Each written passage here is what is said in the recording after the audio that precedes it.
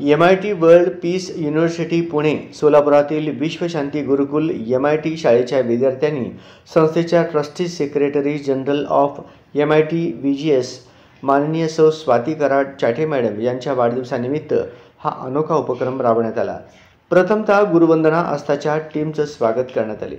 संस्थेतर्फे MIDCच्या कोऑर्डिनेटर सौ नमिता आतणीकर यांनी माहिती दिली। गेल्या 12 ते 13 वर्षांपासून ही संस्था कार्यरत आहे। सोलापुरातील बाळे परिसर, वडाळा, सोलापुरातील काही भागांमधून अनेक स्टुडंट्स इथं शिकायला येतात। जवळजवळ 600 विद्यार्थी सध्या इथं शिक्षणाकरिता येतात। तर आजचे हे उपक्रम MIDCच्या प्राथमिक शाळेकडून राबवण्यात येत आहे। तदनंतर एक मूठ अनाज या विद्यार्थिनींनी दान करण्यासाठी आणलं। त्याचं महत्त्व आस्थाच्या वतीने निलिमा हिरेमठ, छाया गंगणे व नीता आकुर्डे, ज्योती शेटगार यांनी सांगितलं। आजच्या धकाधकीच्या जीवनात प्रत्येकजण जिथं पैसा कमवण्याच्या मागे आहे, तिथे समाजाने नाकारलेल्या आजी आजोबांना कोण वेळ देतंय, कोण त्यांच्या प्राथमिक गरजा पूर्ण करतोय।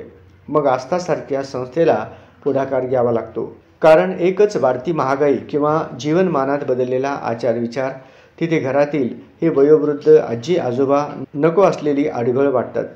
पर्यायाने त्यांना कोणत्या तरी वृद्धाश्रमात किंवा तात्पुरती सोय करून वेगळे ठेवले जाते। पुढे चुकूनही त्यांची भेट घेतली जात नाही, ना कुशाली कळविली जाते। अशा आजी आजोबांना आपण आस्था रोटी बँकेतर्फे हा कोरडा शिधा देतो, ज्यामध्ये महिनाभर पुरेल असे गहू, ज्वारी, डाळ, तेल, साखर, चहापत्ती, कधीकधी गॅस रिफिल करून दिले जाते। यांना देण्यात येणारे धान्याचे किट घरपोच देण्यासाठी आस्थाचे सर्वेसर्वा विजय चंचुरे कार्यरत असतात। संस्थेच्या वतीने निलिमा हिरेमठ यांनी आभार मानले। शेवटी सर्वांनाच विचार करायला लावणाऱ्या प्रश्नाने कार्यक्रमाची सांगता केली। कार्यक्रमाचे आयोजन व नियोजन केलं MIT शाळेच्या सौ मनीषा पुराणी व सौ नमिता मॅडम यांच्या शिक्षक वर्गाने। आजच्या ह्या एक मुठी अनाजातून जवळपास 3 पोते धान्य विद्यार्थ्यांनी जमा केले। हे धान्य सिव्हिल हॉस्पिटलमधील पेशंट व नातेवाईकांना, तसेच सोलापुरातील झोपडपट्ट्यांमध्ये राहणाऱ्या निराधार महिला व कुष्ठरोग वसाहतमधील महिलांना अन्न वाटप करतात।